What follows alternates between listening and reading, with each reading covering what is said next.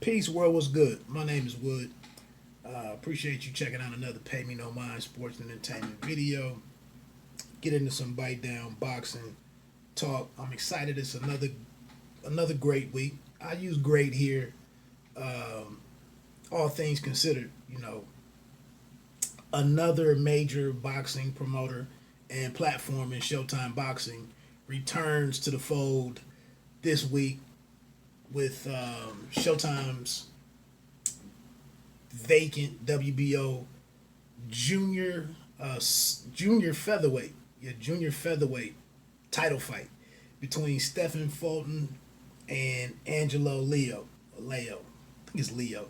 Both of these guys, Fulton is 18-0, Leo is 19-0. I've seen Leo a couple of times on Showbox, the new generation, getting some wins. He's a part of the Mayweather Promotions roster.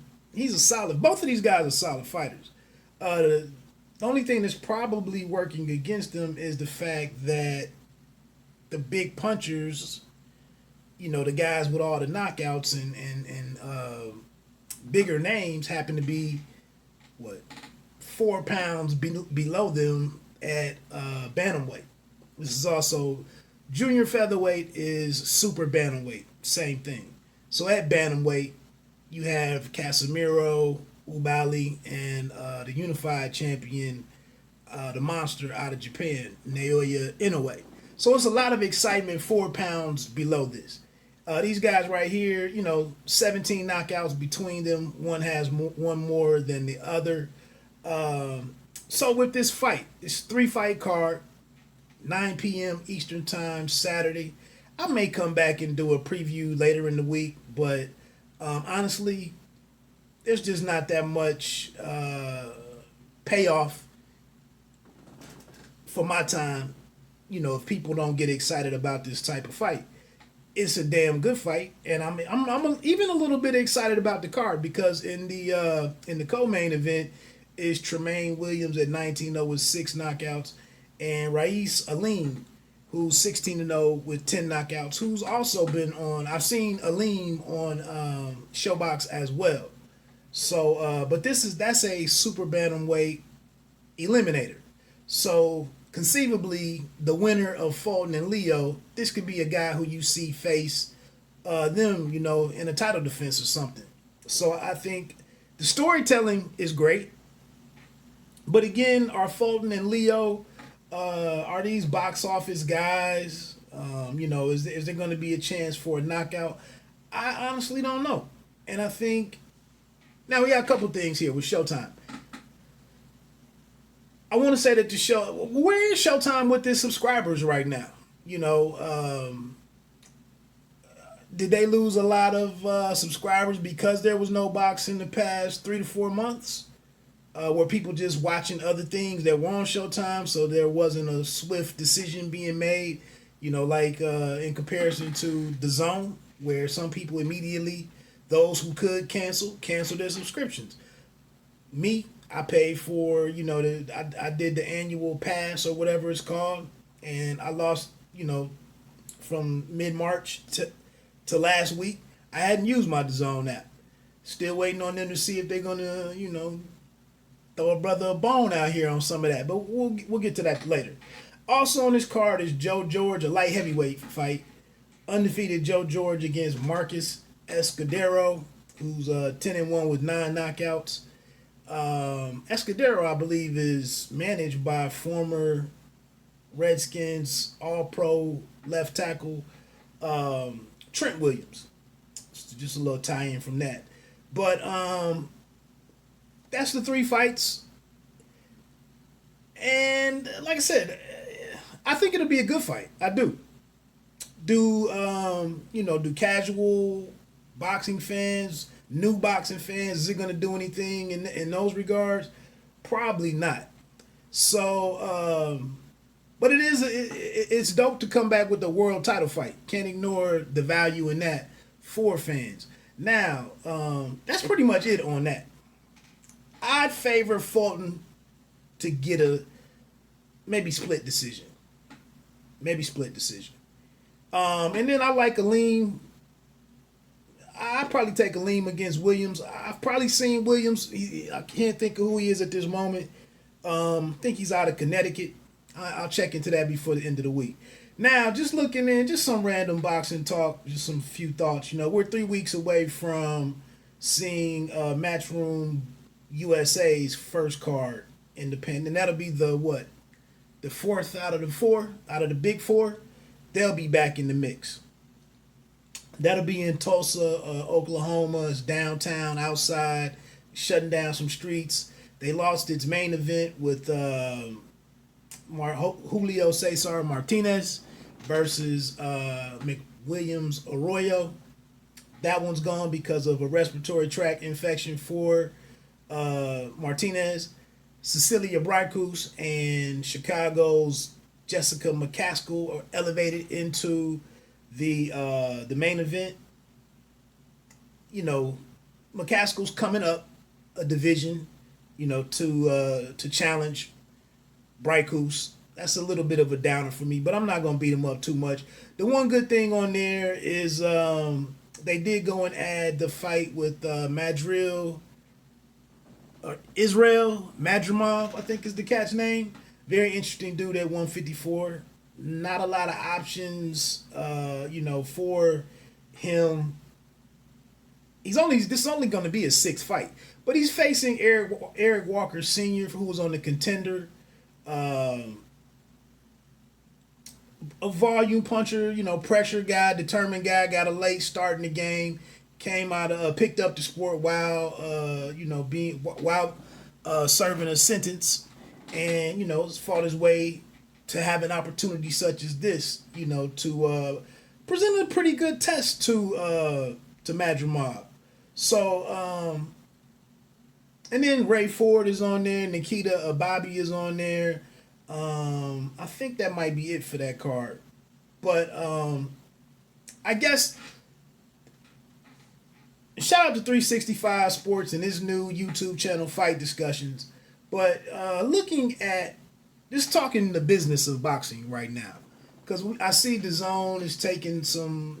We had the article I mentioned on a previous video. We have the article that's out there on Boxing Scene, and I kind of don't understand. I kind of just didn't understand the purpose of it. But if you look at this Showtime card, that's probably a card that Showtime might be putting on all together might total $700,000. Maybe I'll just stick at that. $650 to $750, I would imagine, and they can make this fight happen. That's the beautiful thing when you have a vacant title fight. And you can say we're having a world championship fight, but you have two guys who've never fought for a title. And you can probably get both of those guys in the ring. It's lower weight guys. You can probably get both of them in the ring for $400,000 or $500,000. I don't know. I'm probably a little on the high end at $500,000. Maybe. But one of the challenges for Top Rank, one of the challenges for DAZN is that you have these individuals who have these guarantees, these performers who have these guarantees that make it very tough to do business right now. So again, one of the things when you're looking at DAZN, they have some of the costliest inventory in Canelo, their arrangement with Anthony Joshua, Usyk. Usyk not being a really costly guy, per se, but if you're not able to get the gate in there to help out, the other issue, that's an obvious issue right there, but then you also have another critical piece of the puzzle is missing, because if nobody's in the arena, you don't have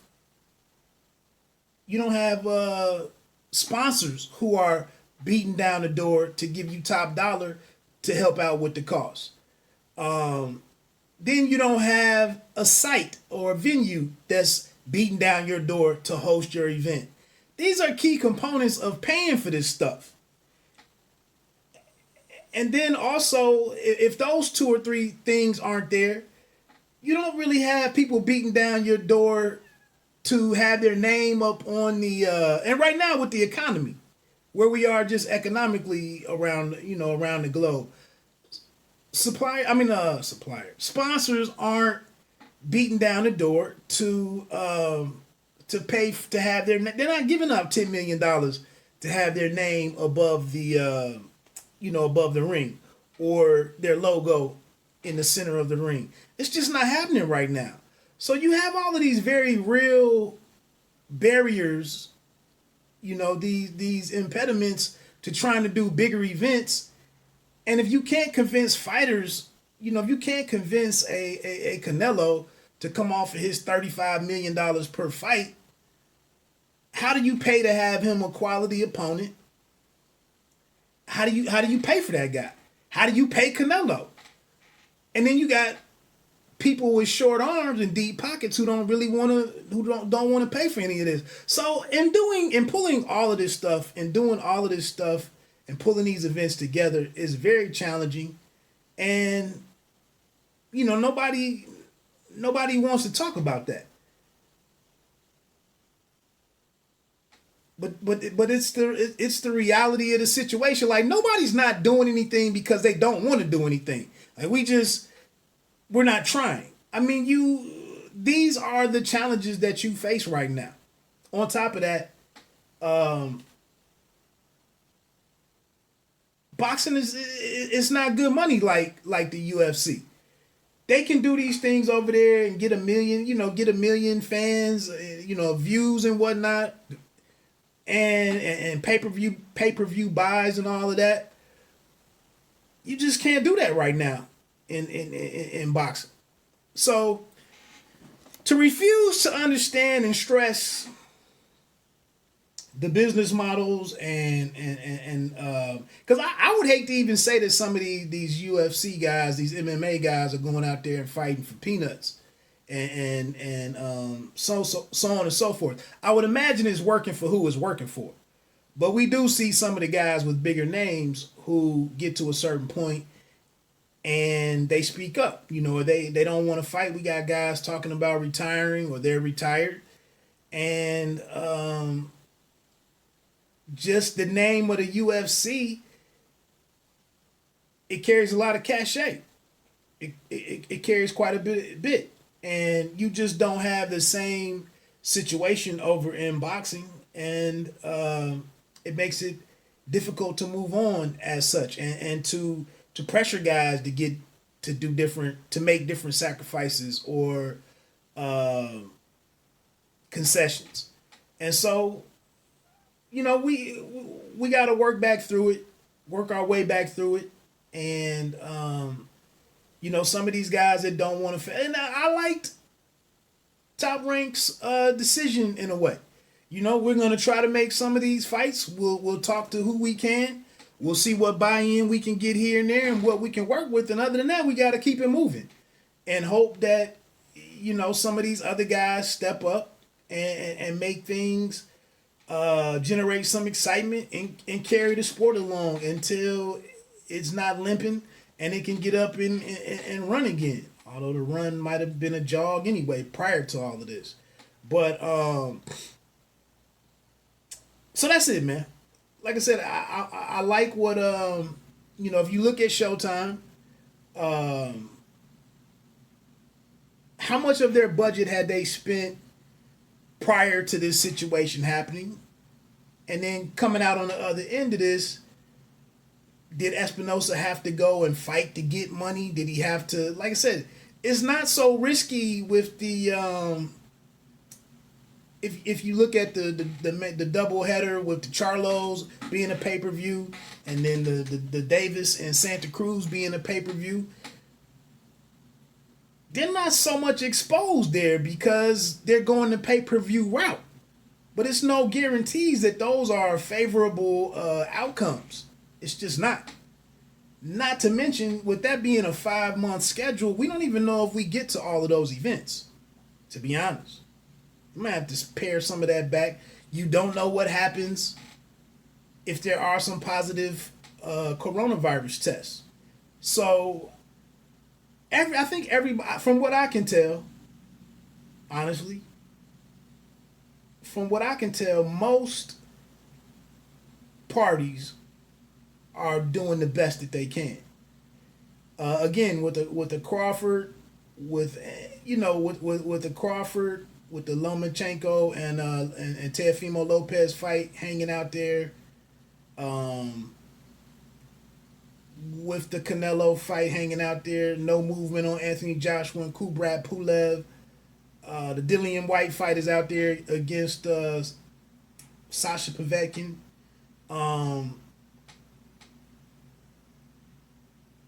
It's a lot of things to be weighed and to be monitored and to be adjusted to. And like I said, I feel like for the most part, most of the parties are doing the best that they can with what they have to work with at this particular moment. My name is Wood. Thanks for checking me out. Bite down boxing. Don't let them count you out. Pay me no mind. Sports and entertainment. You don't have to be great to start, but you have to start to be great.